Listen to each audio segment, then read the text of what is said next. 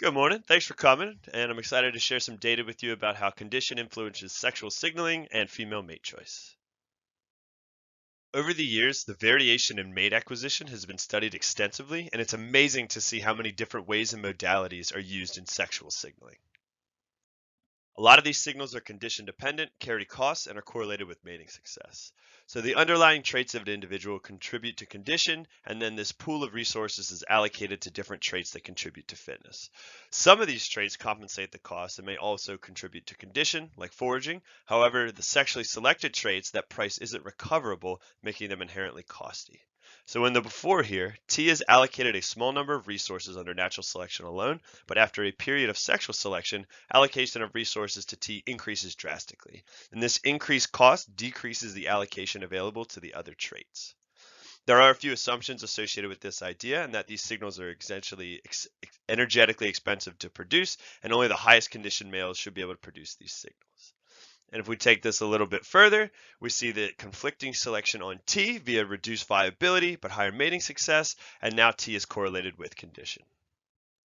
So we're interested in how condition or the ability to forage affects calling behavior and female mate choice in the túngara frog, Phycelamus pustulosus.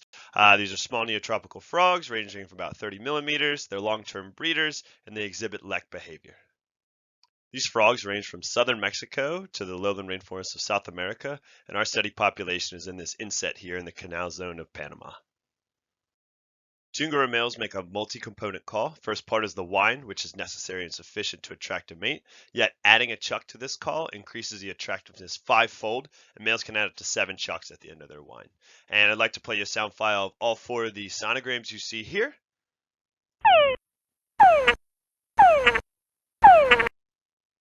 Females will select a male based on this call, and then M-plex pairs will leave the chorus to go deposit their eggs in a foam nest.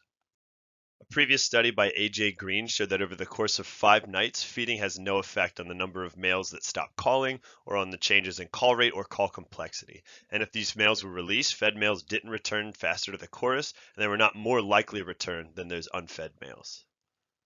Kathy Marler followed this up and increased the duration of the experiment to 16 days.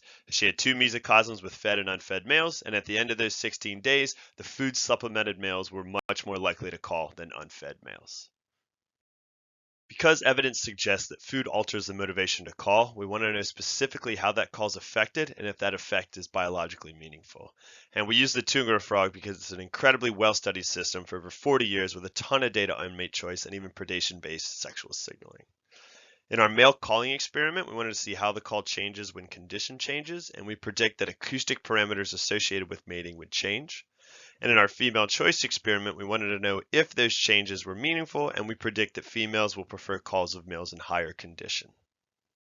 For our calling experiment, males were isolated in acoustic boxes, and during this time, they were played a chorus to stimulate calling behavior, and then given 30 calls in a row of each whines, whine chucks, and whine triple chucks, which the order was randomized each night, and then the calling bout was recorded over the course of 9 nights.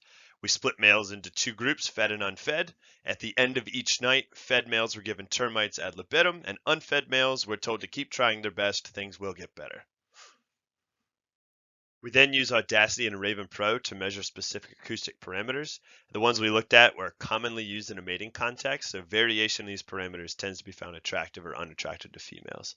And today we're going to focus on the dominant frequency of both the whine and the chuck, the starting and end frequency of the whine duration, and the absolute amplitude of both the whine and the chuck. We found that the whine dominant frequency increases in unfed males on night 9, but we did not detect a significant difference between fed and unfed males on night 9. And for those interested, that p-value was 0.058. Next, the chuck's dominant frequency decreased in unfed males on night 9, as well as between the treatments on night 9. The same pattern was seen in the starting and final frequencies of the whine, as they were significantly higher in the unfed males on night 9, as well as between the treatments on night 9. The duration of the whine also decreased significantly in unfed males with and between treatments on night 9, but we did not detect any differences in the chuck duration throughout the experiment. And lastly, fed males called significantly louder on night 9 than unfed males in both the whine and chuck absolute amplitude, and unfed males called significantly louder on night 1 compared to night 9. So it seems the ability to forage can really disrupt a male's calling behavior. When fed males were compared to unfed males on night 9, they had lower starting and ending whine frequencies, higher dominant frequency chucks, longer duration whines, and both the whine and chuck amplitude were louder.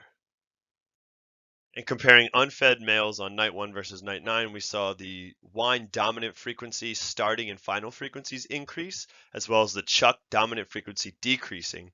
The whine duration decreased, and the calls were overall quieter, with both the whine and chuck amplitude decreasing. Given this information, we wanted to test female responses to these differences in the calls. So we compared fed and unfed males on nights 1 and 9, respectively, in female choice phonotaxis experiments. We see these fed and unfed males had different acoustic changes throughout the experiment. Here we have an unfed male on night 1 versus that same male on night 9, and we can see there are clear differences in the sound envelope in this sonogram of these 3 calls. Whereas we don't see much of a difference in the calls of this fed male on night 1 and night 9. I also want to familiarize us with the labels on the next slides. So we'll see combination of calls such as S1, E2, which means that we have the call S1 at the top from this fed male on night 1, pitted against the call E2 from that same male on night 9. Essentially, all S calls are from night 1 and all E calls are from night 9. Each graph here represents a single male and his 3 S calls or night 1 calls and his 3 E calls or night 9 calls. And we randomly chose 3 males from our unfed trials, and we asked females if they preferred night 1 versus night 9. So on the x-axis is that combination of S versus E calls, and on the y-axis is the proportion of females choosing the night 1 call. And unsurprisingly, but overwhelmingly, females preferred night 1 calls of unfed males compared to night 9. Whereas females don't really show a preference for night 1 versus night 9 calls of the fed males. And unfortunately, we only have 2 fed males for this. We wanted to expand it up to 5 each, but due to unforeseen circumstances, COVID, we weren't able to actually do so. Thus, a lack of foraging significantly reduces a male's chance of mating. Females preferred night 1 calls of unfed males compared to night 9, and females showed no preference for fed males versus night 1 or night 9. I want to thank everyone who helped me complete this project, and thank you all for paying attention, and I'd be happy to answer any questions.